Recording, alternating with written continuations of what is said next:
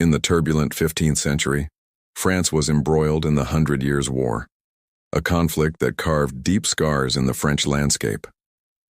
Amidst this chaos, a knight named Gilles de Rais rose to prominence, destined to become one of the most infamous figures in history. Born in 1405, Gilles de Rais came from a noble family with rich ancestral ties. His birthplace was the Château de Rais, a grand fortress nestled in the French countryside, which resonated with the grandeur of medieval France. Raised in privilege, he was educated in the ways of chivalry, warfare, and courtly life.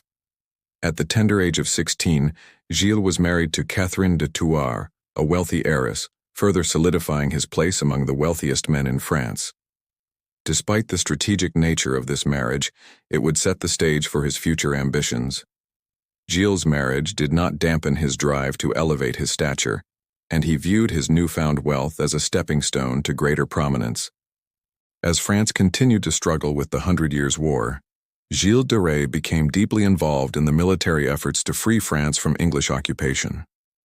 His military career began in 1427, and by 1429, his bravery and tactical brilliance had earned him the esteemed title of Marshal of France, one of the highest military honors in the land. Gilles' greatest contribution came during the historic Siege of Orléans, a pivotal battle in which he fought alongside the legendary Joan of Arc. Their combined efforts led to a miraculous victory that shifted the tide of the war in favor of France.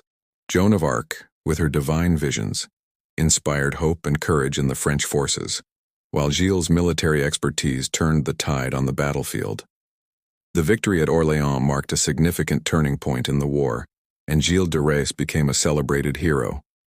But while Gilles de Rais gained military fame and social standing, whispers of a darker side began to surface. As he rose to prominence, so too did his penchant for extravagance. His lavish parties, extravagant feasts, and grand theatrical productions began to deplete his fortune. His military achievements were overshadowed by his growing financial instability. At the height of his success, Gilles became known for indulging in luxurious living, hosting lavish banquets, commissioning theatrical performances, and surrounding himself with elite artists and musicians. Despite this outward glamour, Gilles was also drawn to the occult and mysticism. This interest in alchemy and the supernatural, fueled by his meeting with an Italian cleric, Francesco Prelati, would mark the beginning of his descent into a world of darkness that would change his fate forever. As Gilles de Rais's wealth dwindled due to his extravagant lifestyle, his obsession with alchemy and the occult grew. In the early 1440s, he began to seek out ways to replenish his fortune, and it was here that his dark journey began. His fascination with the supernatural led him into the hands of Francesco Prelati, who claimed to possess knowledge of alchemy and demonology. Under Prelati's guidance, Gilles plunged into the mysterious world of occult rituals, desperate to find a way to restore his wealth and power. At his castle, Gilles set up hidden chambers dedicated to the study of the occult. He became increasingly obsessed with summoning demons and performing alchemical experiments. One ritual, known as Sanctum Regnum, was designed to summon a demon named Baron. But instead of achieving the wealth and power he sought, Gilles' deepening involvement in the occult led to his downfall. Tales of his unholy practices began to spread through the region, and the once celebrated hero of France became a figure of fear and revulsion. His behavior toward young boys grew more perverse, and he began to use his vast wealth and influence to lure them into his castle under various pretexts. What followed was a series of heinous acts that would forever tarnish his reputation. The young boys, lured by promises of work, food, or money, were trapped in a nightmare. Once inside, they faced unimaginable torment and death. Gilles de Rais' descent into darkness was marked not only by his obsession with the occult, but also by the consumption of dangerous substances. It is believed that these substances, possibly derived from his alchemical practices, further deteriorated his mental state. His increasingly erratic behavior and the disturbing rumors surrounding his actions led to a growing fear among the people. The public began to take notice, and the authorities were forced to investigate. In 1440, accusations of child abduction torture, and murder emerged against Gilles de Rais. The fear of a once noble figure descending into such monstrosity sent shockwaves through French society. His trial would reveal the horrific extent of his crimes. The trial of Gilles de Rais in 1440 was an event that would forever alter the perception of nobility in France. The shocking revelations surrounding his alleged crimes, the abduction, torture, and murder of young boys, began to circulate, causing widespread panic among the local population. Gilles de Rais, once hailed as a hero of France, now faced accusations that seemed impossible for a man of his stature to commit. The Duke of Brittany took immediate action by arresting Gilles, who was detained in the Château de Nantes, a fortress where many believed justice would be met. But it wasn't just the Duke who was interested in this case. The Church, led by Bishop Jean de Malestroit, also became involved. The Church, which had once supported Gilles in his military endeavors, now took an active role in ensuring he was held accountable for his dark deeds. Bishop Jean de Malestroit, an unwavering advocate for justice, took on the responsibility of overseeing the trial. His fierce commitment to righteousness made him a crucial figure in the case, as he worked relentlessly to unravel the mystery of the heinous acts committed by one of France's most respected figures. Gilles de Rais, once celebrated for his bravery in the 100 Years' War, now stood in stark contrast to the man he had once been. As news of his arrest spread throughout the country, people were both terrified and fascinated by the man who had once been known as a warrior and hero. The very idea that someone so powerful and esteemed could be accused of such monstrous acts sent shockwaves through French society. At first, Gilles denied the charges. He maintained his innocence and even went so far as to challenge his accusers to mortal combat, an act that would normally be seen as an honorable way to resolve disputes between knights. However, the challenge was immediately declined by his accusers, knowing that the mounting evidence was insurmountable. Gilles de Rais, despite his noble upbringing and military accolades, now faced the reality that he could not escape the weight of the charges brought against him. The trial was a spectacle that captured the attention of all of France. The courtroom was filled with whispers of fear, disbelief, and shock as witnesses came forward with their testimonies. Many of the victims' parents testified, recounting the horror of their missing children. Some witnesses spoke of the strange disappearances of young boys from the surrounding villages and how their fate seemed to lead back to Gilles de Rais' castle. There were also testimonies from former servants and household staff who had worked in his castle and witnessed some of the horrific practices that took place behind its stone walls. One of the most damning testimonies came from Francesco Prelati, the Italian cleric and alchemist with whom Gilles had been involved in occult practices. Prelati's confession played a pivotal role in the case, as he confirmed that Gilles had engaged in a series of occult rituals and dark ceremonies, involving both alchemy and the summoning of demons. It was believed that Gilles sought supernatural powers to restore his wealth and position. His obsession with the occult was not just a personal indulgence, it had been deeply intertwined with his crimes.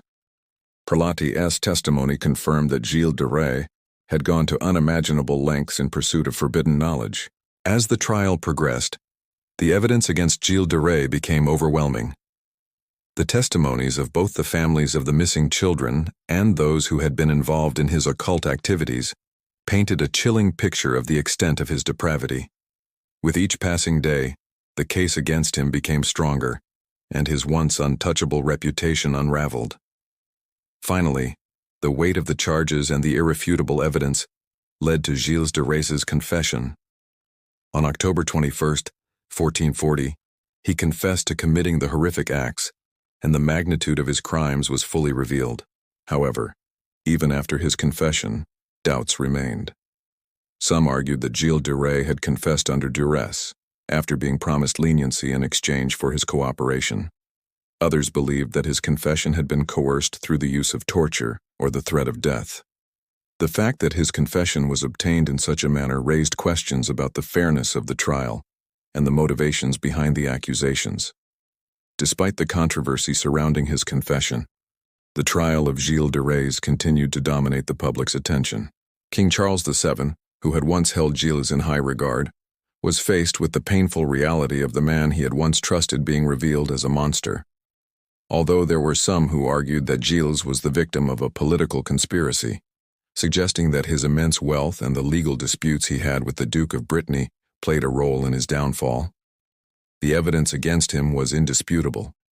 The once revered knight, hero, and military commander had become a symbol of depravity and terror. On October 26, 1440, the city of Nantes witnessed a moment that would become forever etched in the annals of history.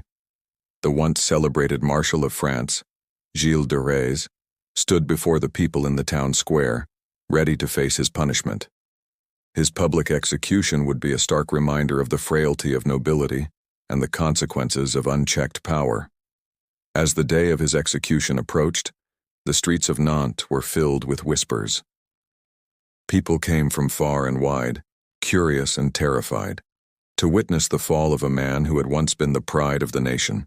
Gilles de Rais had once fought valiantly in battle, fought alongside Joan of Arc, and been celebrated for his military prowess. Now the same people who had once hailed him as a hero would witness his horrific end. The final days of Gilles de Rais were marked by confusion, disbelief, and reflection. He requested permission to attend a mass before his execution, a final act of religious piety, or perhaps a desperate attempt to make amends for his unspeakable crimes. But the people saw this gesture as hollow. The man who had once led his troops with valor, the man who had enjoyed the wealth and prestige of his noble birth, was now reduced to begging for forgiveness in the face of his inevitable death. The execution itself was a public spectacle, watched by a crowd that included both commoners and nobility. The flames that consumed Gilles de Rais served as a final, tragic metaphor for the man who had once burned with ambition and glory, only to be extinguished by the darkness of his own soul. His death was the end of a life that had been filled with contradictions. A celebrated war hero, an extravagant nobleman, a patron of the arts, and ultimately, a monstrous murderer. As the fire consumed his body, the people of France were left to ponder the shocking fall of one of their own. How had a man so highly regarded in his youth descended into such madness? The legacy of Gilles de Rais became one of infamy, and his name was forever associated with horror. In the wake of his death, France was left with a deep sense of distrust and fear. The nobility, once seen as untouchable and above reproach, were now viewed with suspicion. The extravagant lifestyles of the aristocracy were scrutinized, and the common people began to see the nobility in a different light. The trial and execution of Gilles de Rais had shattered the illusion of invincibility that had surrounded the French nobility. In addition to the societal shifts that followed his execution, there were also legal reforms. Gilles de Rais' crimes led to stricter laws and regulations surrounding the protection of the vulnerable, particularly young boys. His crimes served as a dark reminder of the potential dangers that lurked within the highest echelons of society. The shocking revelation of his monstrous acts changed the way the French viewed their aristocracy and led to a reassessment of the power and privilege held by the noble class. The story of Gilles de Rais has echoed throughout history, leaving an indelible mark on both French culture and the world at large. His life, filled with great achievements and horrific deeds, serves as a chilling reminder of the duality of human nature. A man who had once been a hero, a protector of his country, and a companion to the legendary Joan of Arc, had descended into a monster whose crimes shocked the very foundations of French society.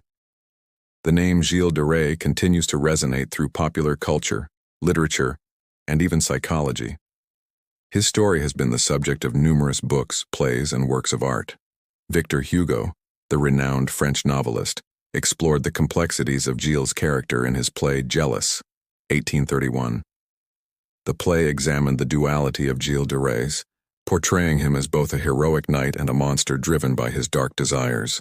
The fascination with Gilles de Rais has also spilled over into modern media.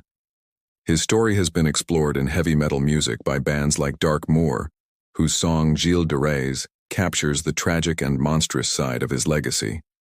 In Japanese anime, Gilles has appeared as a character, most notably in the series Fate Zero, where his character is portrayed with a blend of charm and madness, embodying the dark contrast of his nature.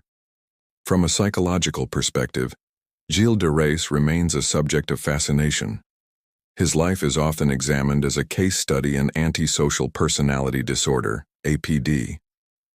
Scholars have debated whether his behavior was a product of his childhood trauma, his obsession with power, or the occult practices he engaged in later in life.